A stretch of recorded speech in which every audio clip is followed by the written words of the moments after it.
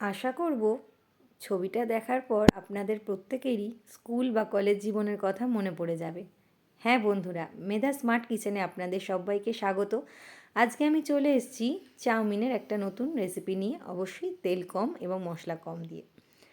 তো চলুন দেখে নেওয়া যাক। এখানে আমি চাউমিনটা গরম জল আর গরম জলের মধ্যে নুন আর সাদা তেল দিয়ে চাউমিনটা সেদ্ধ করে জল ঝরিয়ে রেখে দিলাম। তো এখানে আমি কেটে নিয়েছি অল্প পরিমাণে পেঁয়াজ, ক্যাপসিকাম আর অল্প পরিমাণে কাঁচা লঙ্কা। অনেকেই আমরা সবজি খেতে চাই না, বিশেষ করে বাচ্চারা তো খেতেই চায় না, আর যারা ডিমও খান না তাদের জন্য এই সহজ রেসিপিটা খুব তাড়াতাড়ি হয়ে যাবে এবং খেতে খুব ভালো হবে। আর অবশ্যই আমাদের পুরনো দিনের কথা তো মনে পড়িয়ে দেবেই। তো এখানে আমি পেঁয়াজ, ক্যাপসিকাম আর কাঁচা লঙ্কার টুকরোগুলোকে একটু নুন দিয়ে হালকা হাতে ভালো করে ঢাকনা দিয়ে দিয়ে ভেজে নেব। তারপর এখানে দিয়ে দেবো মটরশুঁটি। এটা আপনারা দিতেও পারেন, না দিতে পারেন, যেহেতু শীতকাল তাই সবজি যত দেবেন ততই ভালো লাগবে। ওই যে বললাম, সব সবজি সবাই খেতে চায় না, তাই জন্যই সব কিছু না দিই আমি চেষ্টা করলাম খুব তাড়াতাড়িও রেসিপিটা হয়ে যায় এবং অবশ্যই তো কম তেল লাগে বটেই। তো এখানে ভালো করে সবজিগুলোকে নেড়ে নেওয়ার পর আমি দিয়ে দিচ্ছি অল্প পরিমাণে সয়া সস। এতে টেস্টটা খুব ভালোবাসে আর কালারটা দোকানের মতোই অনেকটা হয়। আর দিয়ে দিচ্ছি অল্প পরিমাণে টমেটো সস। দিয়ে উপকরণগুলোকে ভালো করে একবার নাড়িয়ে নেব। আর আপনার এখানে এই সময় অল্প পরিমাণে চিনিও দিতে পারেন, আবার নাও দিতে পারেন, চিনি লাস্টেও দিয়ে দিতে পারেন। তো আমি এখানে উপকরণগুলোকে ভালো করে একবার মিক্স করে নেব। চাউমিন রান্না এমন কিছু হাতিঘোড়া ব্যাপার নয়, তাও চেষ্টা করেছি কম তেলে কী করে খুব সহজে একটা রেসিপি তাড়াতাড়ি আপনাদের উপহার দেওয়া যায়। আশা করব আমার এই রান্নাটা আপনার খুব ভালো লাগবে। আপনাদের যদি ভালো লেগে থাকে তাহলে অবশ্যই কমেন্ট করে জানাবেন, আর লাইক, শেয়ার, সাবস্ক্রাইব করতে একদমই ভুলবেন না। আর অবশ্যই আমার পাশে থেকে চ্যানেলটাকে আরও যাতে উন্নতি করতে পারি সেই হিসেবে সাহায্য করবেন।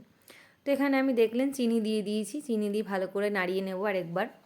সমস্ত উপকরণগুলো নাড়িয়ে নেওয়ার পর ঢাকনা দিয়ে দিয়ে করে নেওয়ার পরে এবার আমি এখানে দিয়ে দেব জল ঝরিয়ে রেখেছিলাম যে চাউমিনটা সেদ্ধ করে, সেই চাউমিনটা অল্প অল্প করে দেবেন। দেখুন এখানে চাউমিনটা আমার কতটা ঝরঝরে হয়েছে। আমি কিন্তু একেবারে বেশি গলিয়ে ফেলিনি বা প্রচণ্ড শক্তও রাখিনি, মাঝামাঝি করেছি। দেখুন কতটা ঝরঝরে চাউমিনগুলো আমার এখানে হয়েছে সেদ্ধ। তো আমি এখানে চাউমিনগুলো সমস্তটা দিয়ে এবার উপকরণগুলোর সঙ্গে চাউমিনটাকে ভালো করে এখানে মিক্স করে নেব। খুব আস্তে আস্তে মিক্স করতে হবে। মিক্স করবার পরে একবার নুন আর চিনিটা চেক করে নেবেন।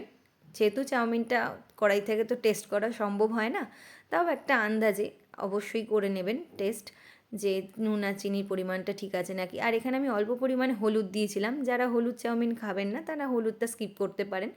আর আমি এখানে অল্প পরিমাণে চাট মশলা দিয়ে দেবো যাতে টেস্টটা খুব ভালো আসে। দেখুন কত অল্প সময়ের মধ্যে আমার চাউমিন রেডি হয়ে গেছে। এবারে আমি সমস্ত কিছু দিয়ে লাস্টে একবার নুন আর অল্প পরিমাণে চিনি আর বললাম চাট মশলা দিয়ে নাড়িয়ে নিয়ে একদম গ্যাসটাকে বন্ধ করে দিয়ে শেষ মুহূর্তে আমি এটাকে একদম চাপা দিয়ে রেখে দেবো। তো আশা করব ভিডিওটা আপনাদের খুব ভালো লেগেছে।